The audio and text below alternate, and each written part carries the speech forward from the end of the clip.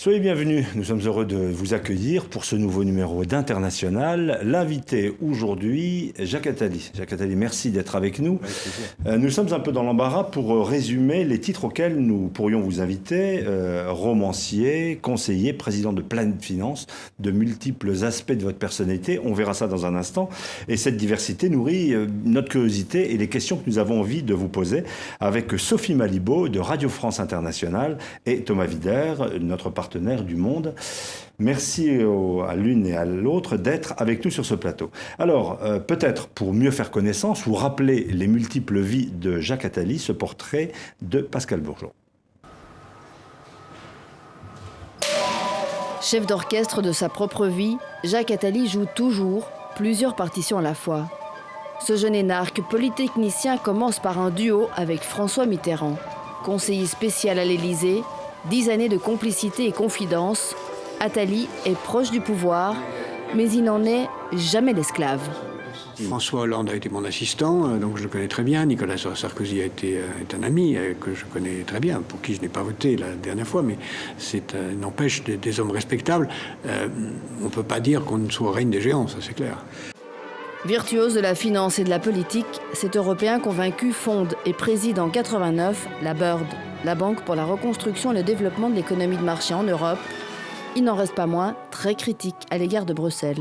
Nous sommes en train de passer, et c'est pas plus mal comme étape intermédiaire, d'un chaos européen à un fédéralisme technocratique. L'économiste s'engage aussi aux côtés des plus pauvres. Il crée en 1979 l'ONG Action contre la faim. 20 ans plus tard, Planète Finance, cette entreprise spécialisée dans le microcrédit, compte aujourd'hui 1500 salariés dans 80 pays différents.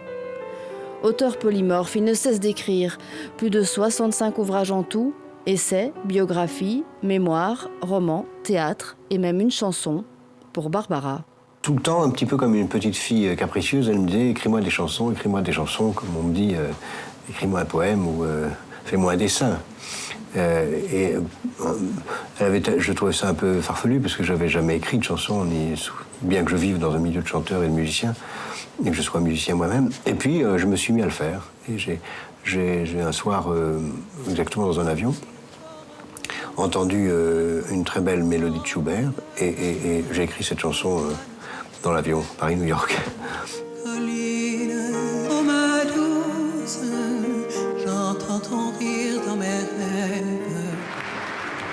Son père le voyait médecin.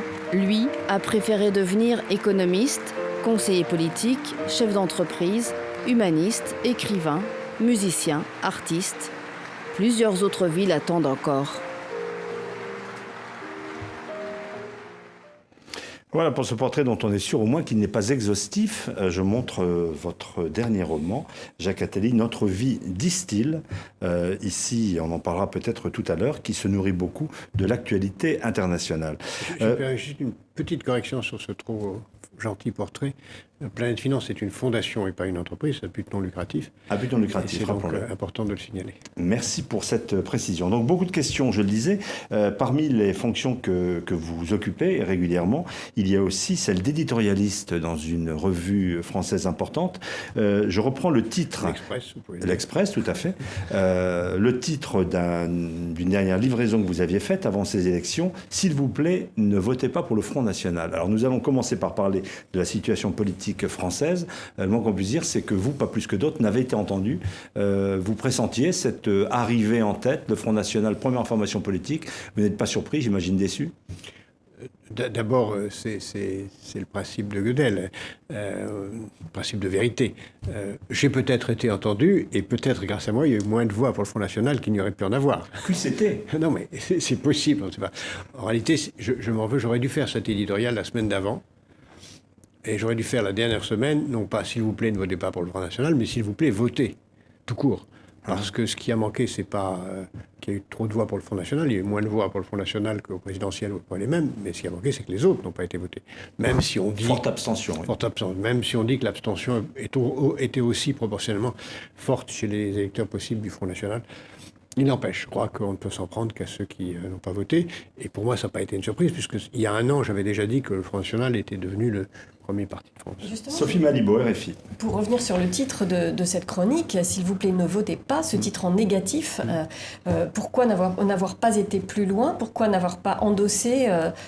Pourquoi ne pas dire pour qui, selon vous, il faudrait voter? Sinon, vous êtes le reflet exactement de ce qui se passe sur la scène politique en général. C'est-à-dire qu'en fait, c'est la désaffection qui domine. J'ai essayé de faire dans cet éditorial une explication rationnelle des raisons pour lesquelles il ne fallait pas voter pour le Front National. C'est-à-dire que j'ai pris les 4 fondements de son programme et j'ai essayé de les démonter, en particulier sur l'euro, sur la place des étrangers, sur le fait que la gauche et la droite c'est pareil, sur le fait qu'on a tout essayé.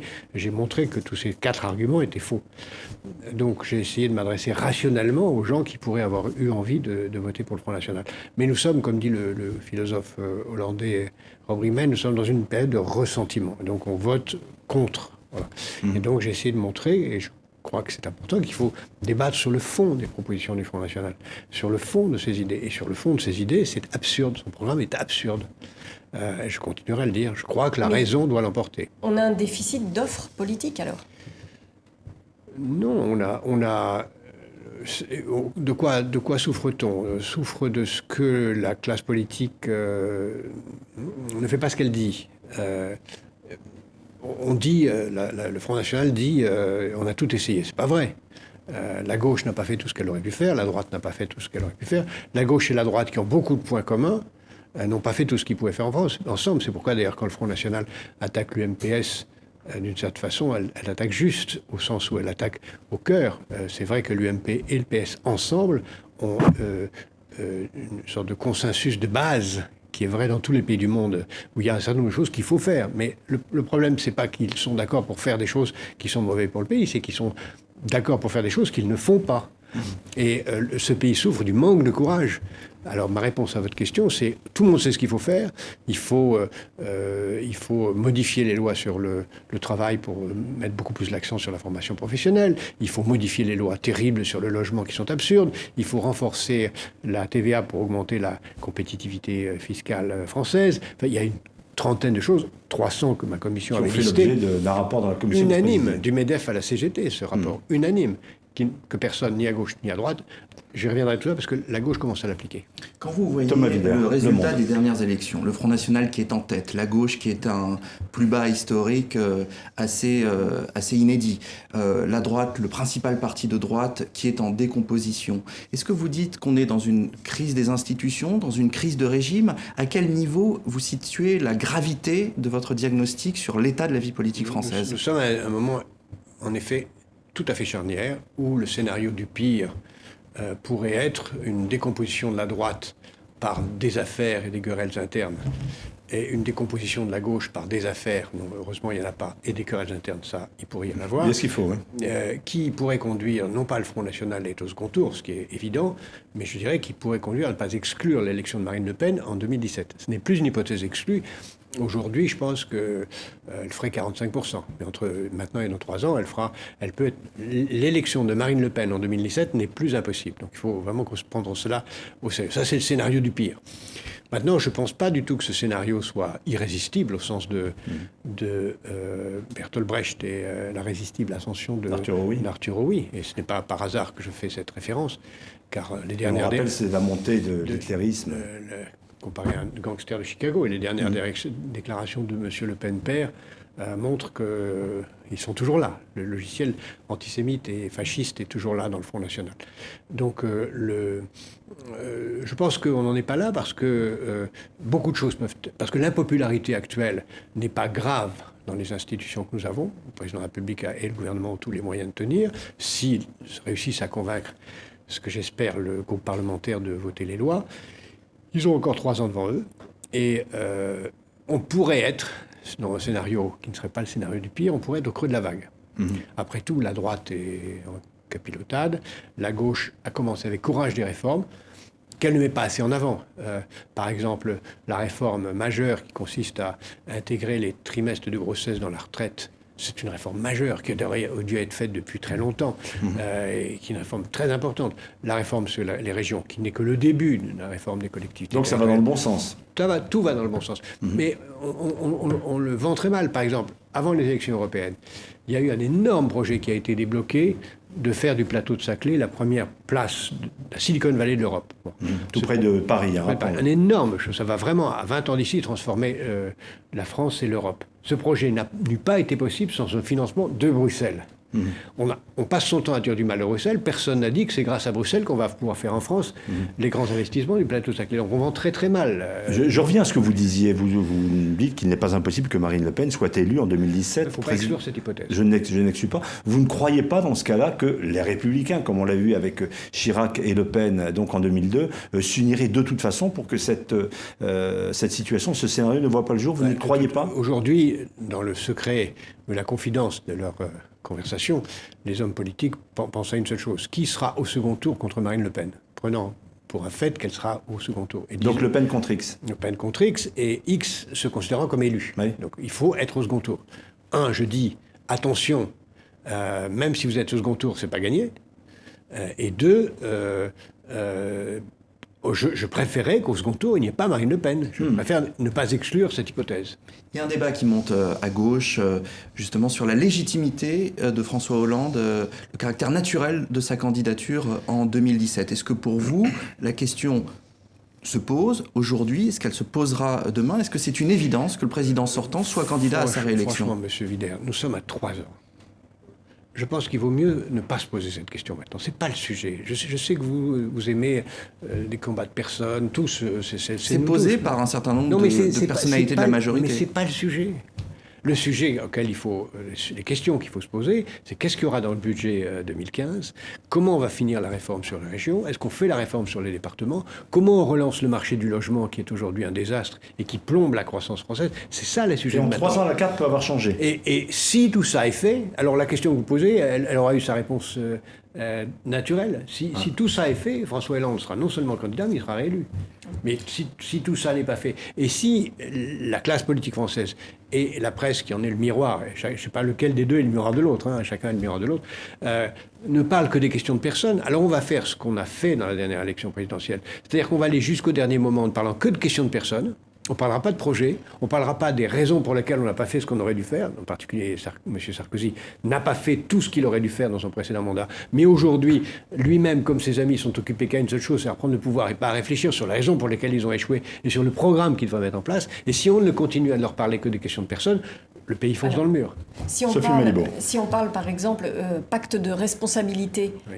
Aujourd'hui ça patine complètement, le MEDEF est vent debout finalement, oui. Le patronat est vent debout contre le projet en tant que tel qui risque finalement d'échouer.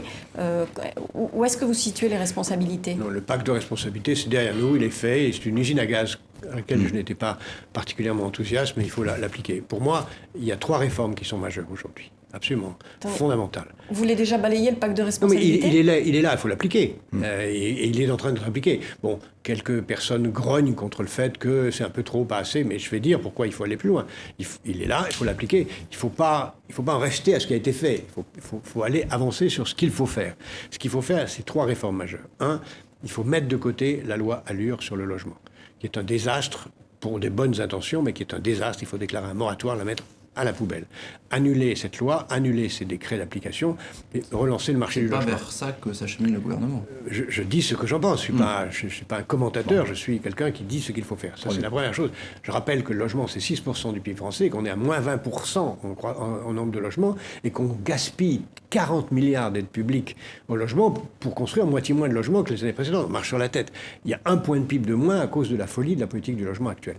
Deuxièmement, il faut consacrer aux chômeurs une somme beaucoup plus importante dans l'argent de la formation professionnelle. On leur consacre 600 millions sur 32 milliards. Et tous les pays qui réduisent le chomage sont des pays qui consacrent entre 30 et 40% de la formation professionnelle à former les chômeurs. C'est très simple. On trouve où cet argent? Dans les 32 milliards. Tout ce que je dis là est argent constant. D'abord, il y a les 40 milliards du logement qui sont du gaspillage, qui sont une belle source d'économie possible. Et ensuite, il y a à l'intérieur des 32 milliards de la formation professionnelle, il faut déplacer 5 à 6 milliards vers, je dirais même 10 milliards vers...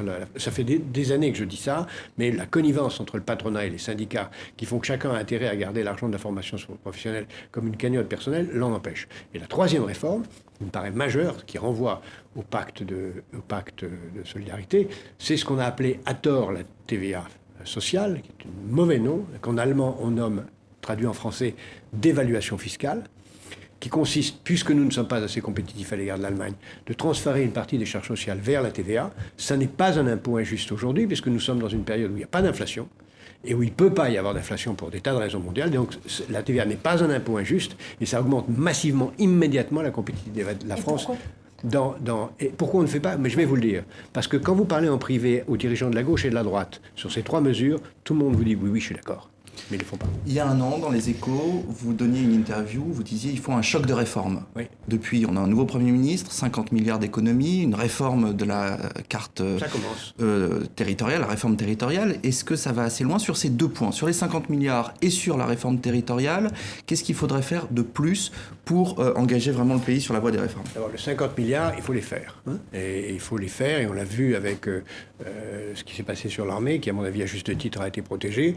On le voit avec ce qui se passe sur les intermittents. Et à mon avis, j'espère que le gouvernement ne va pas céder, parce que cette réforme est malheureusement nécessaire.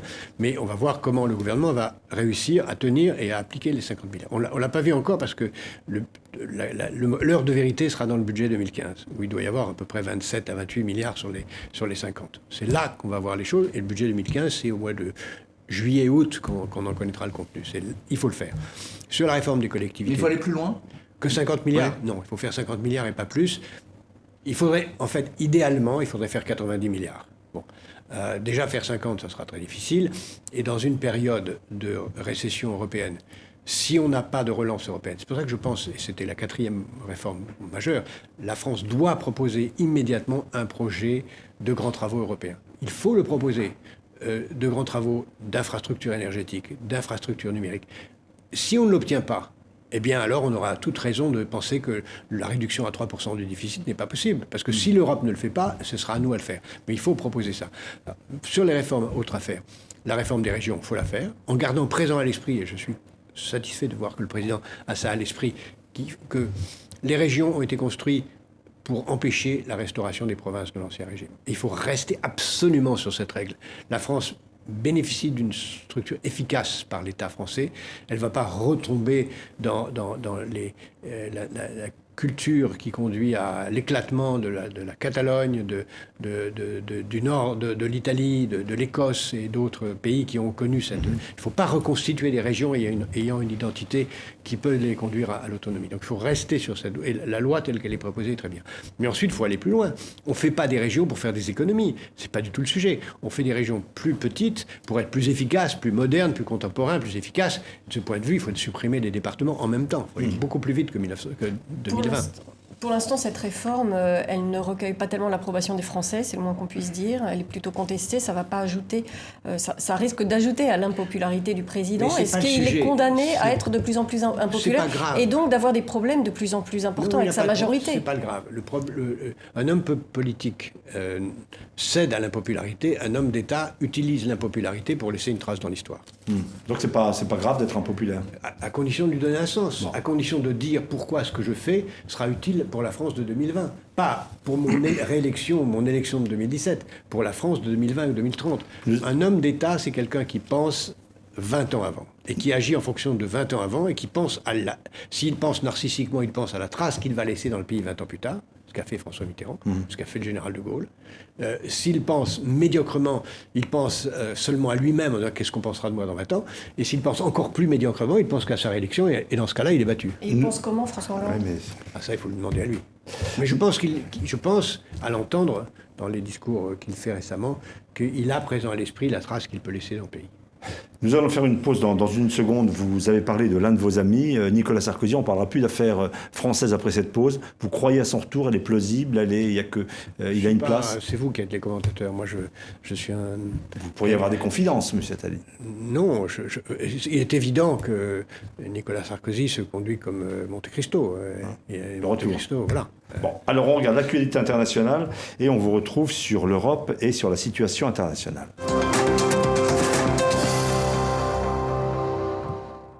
Retour dans International, vous êtes sur les antennes de TV5 Monde, de Radio France Internationale, l'émission réalisée avec notre partenaire, le quotidien français Le Monde, notre invité Jacques Attali, que nous avons tenté de présenter, mais les aspects de votre personnalité, de votre parcours sont multiples. On vient de parler de la situation de la France, on va élargir encore que sur l'Europe. Vous êtes un Européen convaincu, vous avez travaillé aux côtés de François Mitterrand, grande figure également de la construction européenne. Vous comprenez, vous êtes déçu, comment est-ce que vous vivez actuellement cette montée de l'euroscepticisme, et pas seulement en France, voire des anti-européens, pour reprendre la discussion que nous avions avant cette pause? En même temps, il faut regarder les choses un peu plus objectivement que ça. Au Parlement européen, les anti-européens ne sont pas très nombreux. Ils ne représentent même pas le tiers, un petit tiers. En plus, ils sont très divisés entre eux. Ils n'ont pas du tout la même doctrine. Il y a une vaste majorité pro-européenne, fédéraliste dans le Parlement européen.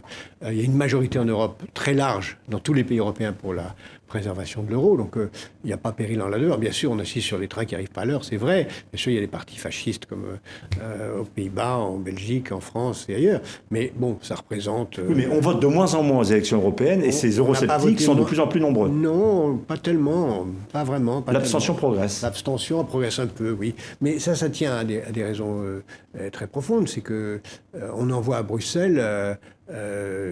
souvent des gens qui ne sont pas les meilleurs, volontairement. Pourquoi ? Parce que les chefs d'État ne veulent pas avoir à Bruxelles un homme de leur propre pays qui puisse leur faire de l'ombre. C'est pour ça que les Allemands n'ont jamais envoyé un Allemand important à Bruxelles et qu'on a pu faire en sorte que Jacques Delors, dont ce n'était pas le tour de la France, puisse prendre la présidence de l'Union européenne, de la Commission. Et aujourd'hui, on est dans cette même logique. Après avoir envoyé M. Prodi, qui était un mauvais, on a envoyé encore plus mauvais M. Barroso, et j'espère qu'on ne fera pas pareil, même si on s'oriente vers ça la fois prochaine. Donc, enfin, sauf M. Juncker, mais il est repoussé justement parce qu'il a une certaine forme de personnalité. Donc, beaucoup va se juger sur la capacité du Parlement européen de faire valoir ses droits. L'homme qui a emporté les voix en majorité relative, c'est M. Juncker. Il est très important qu'il soit élu, quoi qu'on pense de son programme, parce que comme il est majoritaire, s'il est nommé, ça montre qu'il y a un certain basculement vers faire un fédéralisme. S'il n'est pas nommé, qu'on retourne aux petites batailles, alors l'Europe se trouve sans projet. Ça va être une grande incertitude. Et les marchés, comme on dit, c'est-à-dire les prêteurs, regardent cette question de très près. Ils se disent, si M. Juncker est nommé, ça veut dire que l'Europe, on peut la lire dans l'avenir, elle a une dynamique d'intégration plus grande parce que le Parlement va prendre plus de pouvoir. Si M. Juncker n'est pas nommé, si on nomme n'importe qui d'autre, qui que ce soit, on dira bon, alors ça reste une union intergouvernementale, ils vont continuer à se battre, il ne va rien se passer, l'Europe va se défaire. C'est pour ça que c'est une question très importante. Et j'espère pour ma part que la dynamique fédérale va l'emporter, au moins dans la zone euro, parce que c'est clair, si on ne fait pas une avancée fédérale, si on ne fait pas un système de financement par l'argent privé qui existe en masse, par une garantie simplement publique, des grands travaux européens, tout va se défaire. Et pendant ce débat en amont des européennes, il y avait tout le débat sur l'élargissement. Certains critiquant une sorte de dilution de l'Europe. Vous-même, vous étiez partisan d'une Europe continentale, encore plus grande que celle des 28, mais vous allez jusqu'à 35. Est-ce que vous maintenez ce penchant ? Oui, bien sûr. Si je peux reprendre l'historique, n'est-ce pas ? Quand est tombé le mur de Berlin, j'ai à ce moment-là proposé la création de la BERD. Pourquoi ? Parce que je pense que c'est très important d'arrimer la Russie et tout ce qui va autour à l'Europe. La Russie est une nation d'Europe. Mais je pensais qu'il fallait approfondir l'Union dans un petit nombre avant de s'étendre aux autres et donc leur donner un espace dans la BERD, qu'on a fait d'ailleurs, puisque c'est la seule chose qu'on a créée après la chute du mur. Et nous avions proposé en même temps la Confédération européenne pour faire entrer ces pays. Les États-Unis, qui veulent absolument pas d'une Europe forte, pour empêcher l'approfondissement, ont cassé, ont empêché, ont poussé les pays à dire non, on veut rentrer tout de suite, et l'Allemagne a suivi. En réalité, on a eu un élargissement beaucoup trop rapide. Donc aujourd'hui, je souhaite qu'on ait les deux à la fois. Je souhaite qu'on ait un élargissement le plus large possible, parce que l'Union européenne n'est plus que elle se confond avec la Confédération. Et M. Poutine a rappelé récemment, d'une phrase qui n'a pas été assez relevée, qu'il est candidat à la Confédération européenne. Il a rappelé le projet de François Mitterrand de la Confédération européenne. Et c'est très important. Ça veut dire que si tous les pays européens étaient dans une confédération, ou l'Union européenne, c'est ce qui revient à la Confédération, nous pourrions construire l'Europe intégrée, approfondir dans la zone euro. Pour revenir au concret, ce qui se passe aujourd'hui même en Ukraine, la crise, elle retarde, elle provoque une régression totale de ce projet ? Telle qu'elle est gérée, oui. Parce qu'aujourd'hui, mes amis polonais comprendront que ce n'est pas insultant à la guerre ce que je vais dire, mais le maître de l'Occident, c'est la Pologne. D'ailleurs, ce n'est pas hasard si M. Obama était en Pologne. M. Obama était en Pologne parce que Chicago est la deuxième ville polonaise du monde et qu'il est lui-même de Chicago et que les Polonais ont une obsession, c'est tout sauf les Russes, qu'on peut comprendre à travers leur histoire. Et donc, les Polonais poussent l'Occident à empêcher les Russes d'entrer dans l'Union européenne, à avaler l'Ukraine, dont les Polonais ne voulaient pas d'abord. Puis maintenant, ils ont commencé à changer d'avis parce qu'ils ont compris qu'ils ont intérêt à ce que l'Ukraine soit dans l'Union européenne et dans l'OTAN. Mais évidemment, pour les Russes, c'est inacceptable. La vraie solution serait de se mettre autour d'une table, nous, Européens, et d'abord nous, Français, parce qu'on a l'avantage de ne pas dépendre du gaz russe. Donc on n'est pas en situation de dépendre d'un maître chanteur comme les Allemands qui dépendent du gaz russe tous les matins. Nous pas. Donc nous devrions proposer de nous mettre autour d'une table Français et Russes avec les Ukrainiens, à 3, pas plus, pour négocier de l'avenir de l'Ukraine comme pont entre l'Union européenne et la Russie. On vient de voir au 70e anniversaire du débarquement ce côte à côte, j'ose pas dire cette rencontre entre Obama et Poutine, situation tendue, Poutine un peu à l'écart. Est-ce qu'il faut avoir peur de Vladimir Poutine ? Je pense que la comparaison historique que je ferai, c'est plutôt de la Russie avec la République de Weimar d'Allemagne. Pour moi, c'est pas Hitler.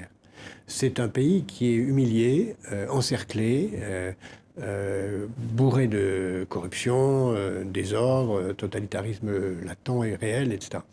Si on continue comme ça, si on continue à isoler la Russie, elle va devenir un adversaire. Elle va basculer de Weimar à Hitler. Je ne pense pas que ça soit Poutine. Je pense que c'est après lui qu'on a le danger. Donc, il ne faut pas refaire avec la Russie de Poutine l'erreur qu'on a fait en 1920. Donc, il faut lui parler, il faut le rencontrer. Il ne faut pas l'isoler, il ne fallait pas supprimer le G8, il ne fallait pas faire... il ne faut pas faire la même erreur qu'on a fait avec l'Allemagne de Weimar en l'isolant, en lui forçant à rembourser des dettes qu'elle ne pouvait pas payer, etc. Donc, il faut à tout prix intégrer la Russie. Ça prendra du temps. La Russie n'est pas une démocratie. Elle est bourrée de kleptocrates et de gangsters, comme beaucoup de pays du monde. Elle n'est pas la seule. Il y en a aussi un peu partout à travers la planète. Il faut donc avancer lentement vers une démocratie russe. C'est notre intérêt. Ça veut dire que, par exemple, sur la Crimée, on laisse tomber ? C'est fait ? Moi, je pense que oui. D'abord, je ne comprends pas trop cette question. Supposons qu'un gouvernement suisse devenu un peu fou, à Berne, décide du jour au lendemain que le français n'est plus langue nationale suisse. Dans ce cas-là, les Genevois et les gens de Lausanne auraient pu très bien dire, écoutez, nous, on demande à être attachés à la France.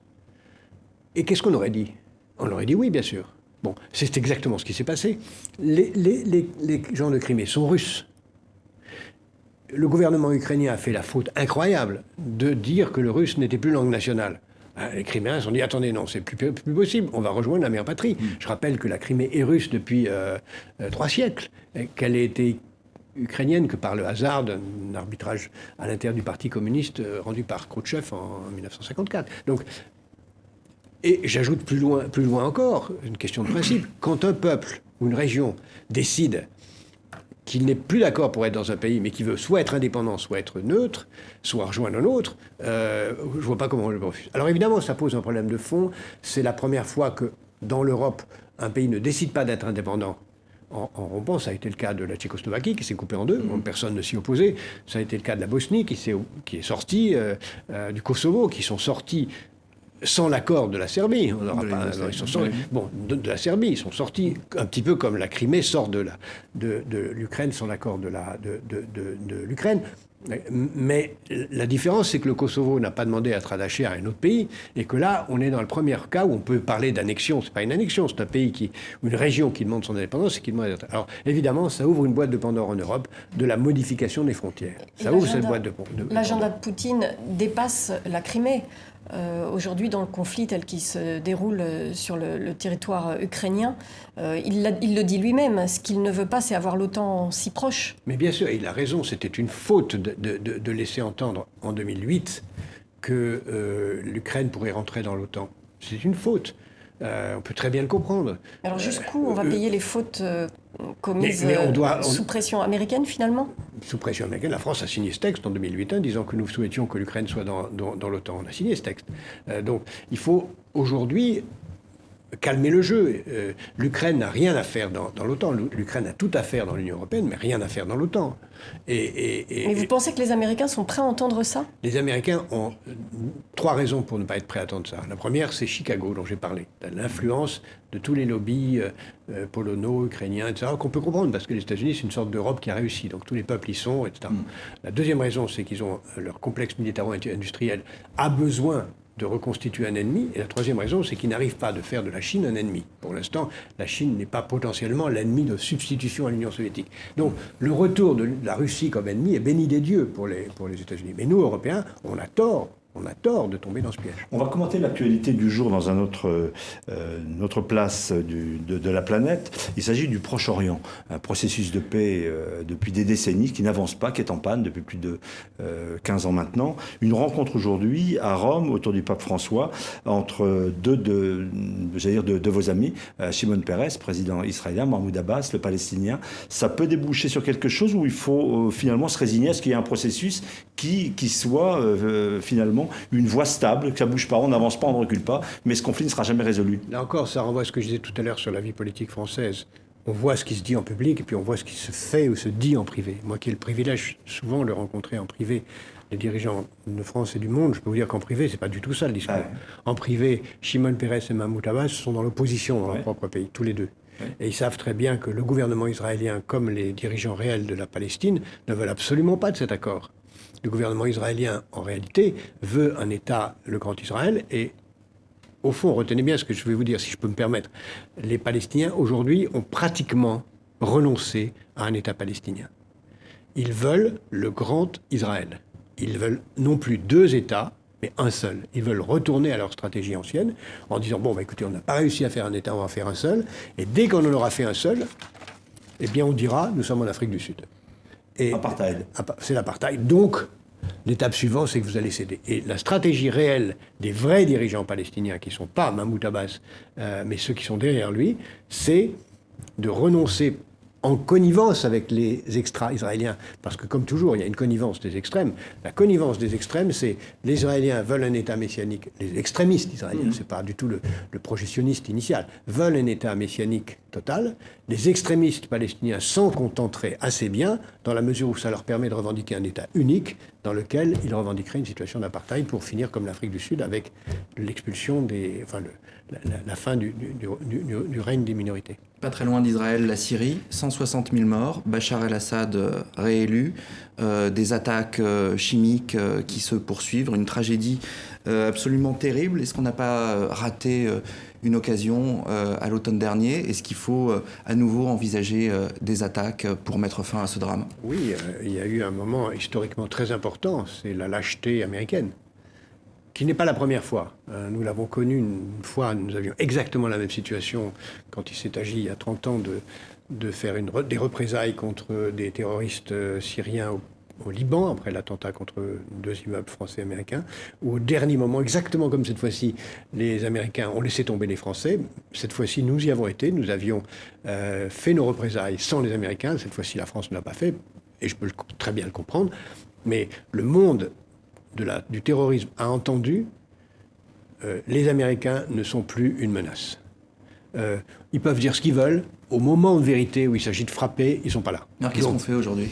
Eh bien, on prend conscience que nous sommes dans un monde comme à la fin de l'Empire romain, où l'Empire décline lentement, sauf à imaginer qu'un prochain président des États-Unis est à la fois l'élégance, l'intelligence, l'empathie, le souci du bien-être de la planète de M. Obama, mais en même temps du courage. Vous êtes, je le disais, romancier, 8e roman, Notre vie distille, donc c'est une fiction, comme naturellement dans l'écriture romanesque, mais vous placez un point important de ce récit autour d'un conflit qu'on ne voit pas, qu'on ne voit pas venir, c'est tout autre chose, c'est en Asie, entre le Japon et la Chine. Alors c'est une fiction totale, où vous avez ancré votre récit dans une réalité potentielle, puisque vous l'annoncez pour 2015. Oui, le roman se passe en 2015, il raconte la vie de personnages qui sont prescients, qui devinent l'avenir, et avec beaucoup d'aventures personnelles, mais je l'ai situé dans un environnement géopolitique, parce que je trouve que dans les romans, on parle trop des personnages sans les mettre dans leur contexte. C'est aussi la fiction, ça c'est une réalité. Alors, j'ai imaginé 3 sources de conflits possibles. L'un qui serait en Russie, donc on n'est pas loin d'y être. Le deuxième serait dans le nœud de vipère qui se trouve entre l'Irak, l'Iran la Turquie, la Syrie, autour de des Kurdes notamment. Des Kurdes, qui sont une région qui va être extraordinairement contestée, tout simplement parce qu'il y a beaucoup de ressources naturelles. Puis la troisième, qui est la plus évidente, c'est la bataille qui se joue en mer de Chine ou en mer du Japon, ou comme on voudra l'appeler, pour le contrôle des îles qui portent Senkaku ou Sayo, suivant lequel on les appelle du nom japonais ou du nom chinois, et le contrôle de la mer de Chine. Et là, il y a une vraie tension militaire. Alors, ça ne ressemble pas à 1933, ni à 1939, ça ressemble à 1913, 1914, c'est-à-dire un incident qui peut entraîner une catastrophe. Supposons un engrenage d'alliance. Supposons qu'il y ait une bataille aérienne de hasard entre l'aviation chinoise et l'aviation japonaise, qu'il y a un avion qui soit détruit, la guerre commence, l'engrenage des alliances fait que les États-Unis sont obligés d'entrer en guerre, et accessoirement nous aussi. Et vous pensez effectivement que les Américains, dans ces cas-là, joueront totalement leur alliance auprès des Japonais ? Sans hésiter une fraction de seconde.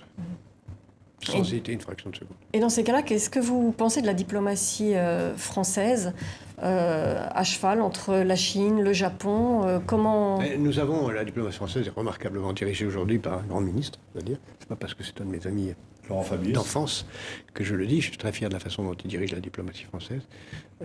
On a rétabli l'équilibre. Mais on a rétabli l'équilibre, on a rétabli l'équilibre, nous sommes audibles partout, nous sommes calmes et posés. J'ai dit que je n'étais pas d'accord avec lui sur la gestion de l'affaire ukrainienne. Ça ne m'empêche pas de trouver que c'est une gestion remarquable pour son ensemble. J'aurais été au G8, pour ma part. On ne va pas supprimer le G8. Mais mis à part ça, je trouve qu'on a une position d'équilibre tout à fait lucide et excellente. Il y a un autre domaine dont on pourrait parler à propos de ces lieux de paix, d'échange, de solidarité. Il s'agit de la francophonie. Vous êtes sur la chaîne de la francophonie, les chaînes, j'allais dire, avec RFI, TV5 Monde et naturellement le quotidien Le Monde, qui s'exprime également dans cette langue. On voit généralement un espace culturel. Vous allez plus loin dans un rapport que vous allez remettre à François Hollande. C'est un espace aussi de solidarité économique, diplomatique. C'est un grand ensemble. C'est pas une dimension institutionnelle habituellement ?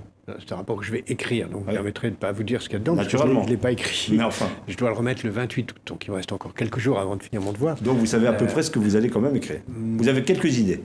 Disons que j'ai quelques idées, mais je ne vais pas les donner. Je vais simplement dire plusieurs choses. La première, la francophonie dans le monde francophone est appréciée de tout le monde sauf des Français. Les Français sont les seuls à ne pas voir l'importance de la francophonie, qui est absolument majeure. Deuxièmement, la francophonie, c'est une puissance linguistique gigantesque, puisque nous sommes plus de 200 millions à parler cette langue, et nous pouvons être 750 millions à parler cette langue dans 40 ans à cause de la croissance de l'Afrique. Troisièmement, la francophonie ne se réduit pas à l'Afrique. C'est l'Afrique, c'est clair, mais c'est aussi le Vietnam, c'est aussi le Canada, c'est aussi beaucoup d'autres pays. Quatrièmement, ça ne se réduit pas au seul pays francophone. Il y a des tas de pays qui ne sont pas francophones en tant que tels, mais qui doivent avoir une importance de francophone majeure. Je pense en particulier au Nigeria. Le Nigeria, qui va avoir 400 millions d'habitants dans 30 ans, est entouré de pays francophones. Il suffirait que 10% des habitants du Nigeria parlent français pour que ça change profondément la donne. Et en fait, ça sera beaucoup plus que 10% d'habitants parce que ça devient la deuxième langue et nous avons une importance majeure. Donc, nous avons un rôle très important dans tous ces pays. Et en plus, par ailleurs, j'ajoute que j'ai inventé un mot qui se trouvera dans le rapport, donc je peux déjà vous le dire, c'est le mot de francophilophone. Parce qu'il y a aussi des francophiles. Francophilophones. Voilà. Il y a aussi des francophiles qui sont dans d'autres pays tout à fait différents, qui sont francophiles et francophones, mais vous avez des tas de gens qui sont élèves des grandes écoles françaises, qui sont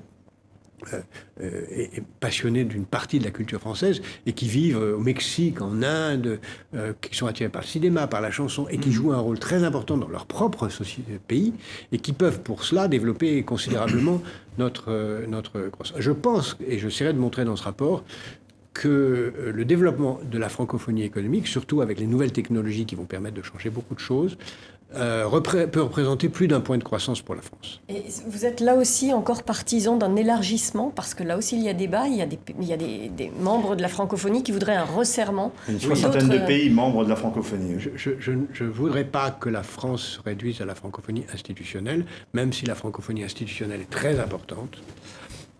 Mais je rêve de ce que ces institutions soient aussi fortes. L'Europe ne se réduit pas à l'Europe. L'Europe a des Européens hors d'Europe et elle joue un rôle très important. La francophonie a des francophones hors de francophonie et c'est très important. Et moi, je rêve de ce que nous ayons deux ensembles institutionnels, l'Union européenne et une Union francophone qui serait aussi forte que l'Union européenne, qui montrerait d'ailleurs qu'on peut être pro-européen sans abandonner la grandeur de la France. La francophonie, elle a aussi un agenda politique, notamment depuis Abdou Diouf. Les un agenda institutions politique francophones, pas la francophonie. Les institutions Oui, francophones. l'organisation Oui, de la francophonie, tout à fait. Un agenda axé sur la bonne gouvernance. Oui. Ça devient compliqué. L'année prochaine, ça va être une année pleine d'élections en Afrique, avec des présidents qui ne veulent pas lâcher le pouvoir, qui veulent modifier la Constitution. Comment est-ce qu'on concilie une volonté du retour de la France sur le terrain économique en Afrique et ces exigences de bonne gouvernance? Il va falloir pousser progressivement ces pays à aller dans la bonne direction, celle de la démocratie, que certains pays ont montré, pas seulement dans la francophonie. Le Ghana, le Sénégal montrent qu'il y a un développement économique, et que la démocratie et la croissance sont parfaitement compatibles. Qu'est-ce qu'il faut faire à propos de la RDC, par exemple, à propos le Congo, du Burkina? C'est un pays majeur, etc.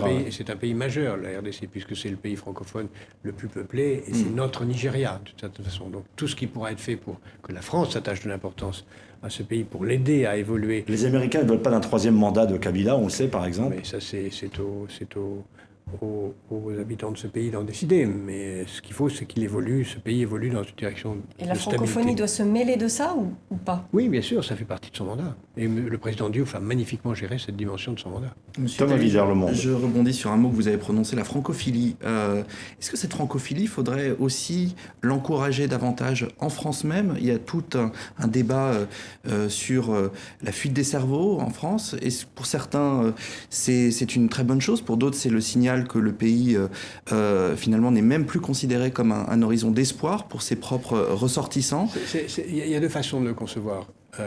Il y a la haine de soi, qui amène à partir en haïssant soi-même. Puis il y a quand on a confiance en soi, on peut aller défendre les intérêts français. Moi, j'ai rencontré récemment en Chine un Français qui a commencé par dire le mal qu'il pensait de la France, caractère scandaleux, tout ça. Et quand j'ai demandé ce qu'il faisait comme métier, il vendait les produits français en Chine. Vous voyez, donc il y a parfois une schizophrénie qui s'installe. Donc, moi, je suis pas contre que les Français partent défendre la France à l'étranger. C'est pas plus mal. Nous avons besoin d'une diaspora. Il y a plus d'Allemands que de Français à l'étranger, m'a-t-on dit, même si j'ai pas encore vérifié ces statistiques. Je suis pas contre. Nous avons besoin d'une présence forte, mais une présence fière, une présence revendicatrice, une présence qui affirme cette culture. Et évidemment, ça pose la question du projet français. Il ne peut pas y avoir de francophilie sans projet français. Jacques Attali, nous avons tout à l'heure dans le portrait tenté de montrer les multiples chemins que vous avez empruntés. Il y en a un que vous n'avez jamais, peut-être que les téléspectateurs et auditeurs se le disent en ce moment, super, il a des idées sur tout. Tiens, c'est curieux, il n'est jamais allé au-devant des électeurs. Jacques Attali a les mains propres, mais il n'a pas de main, comme on pourrait dire dans un autre domaine. Pourquoi est-ce que vous n'avez jamais, et excluez-vous après tout, pourquoi ne vous êtes-vous jamais présenté? Les circonstances ont fait que je n'ai pas jamais été... Non, ça on n'y croit pas. Non, les circonstances ont fait que j'aurais pu être candidat aux élections législatives. Bien sûr. Je l'ai refusé. Quand François Mitterrand m'a demandé instamment de le faire, de façon à, même s'il m'a proposé malgré ça d'être ministre après, je l'ai refusé parce que j'ai considéré que ce n'était pas mon destin à cette époque. Aujourd'hui, je l'exclus par nature, puisque ce serait ridicule. Imaginez que quelqu'un comme moi se présente aux élections présidentielles, je ferais 0,5% des voix, ce serait grotesque. J'estime cependant que, indépendamment de moi, on ne peut pas exclure qu'un inconnu surgisse de nulle part pour présenter un projet au pays et qui puisse s'imposer si les circonstances l'exigent un jour en cas d'urgence. Mais je m'exclus de ce contexte. Vous avez des noms en dehors du vôtre? Laissons la démocratie fonctionner. C'est un regret que vous avez? Non, pas du tout, parce que j'ai fait beaucoup de choses et j'ai beaucoup de projets devant moi, je ne regarde pas derrière. Je crois que j'ai servi et que je sers encore mon pays le mieux possible. Il y a des choses qui, dans la vie, la pire chose qu'on puisse faire, c'est d'être ridicule. Et je n'ai pas envie de l'être. De quelle influence est-ce que vous pensez disposer quand vous avez soumis un rapport à Sarkozy, un rapport à Hollande, que vous voyez qu'on avance, l'emploi ne redémarre pas, etc. Vous pensez... C'est vrai que j'aurais plus d'influence si j'étais président de la République, qu'il n'y avait pas de Parlement, pas de gouvernement et que je pouvais imposer les choses, ça c'est sûr. Mais bon, la France est heureusement une démocratie et ça ne marche pas comme ça. J'estime avoir une certaine influence par les idées que je peux lancer, que j'ai pu lancer en étant dans différentes circonstances, et j'ai l'intention de continuer. Merci Jacques Attali. Peut-être compléterons-nous le portrait qui vous était consacré avec cette voix que vous ne faites qu'évoquer. Merci en tout cas d'avoir été l'invité d'International avec RFI TV5 Monde en liaison avec Le Monde. Nous retrouverons la semaine prochaine pour une autre rencontre avec un invité. Merci d'avoir été avec nous Jacques Attali.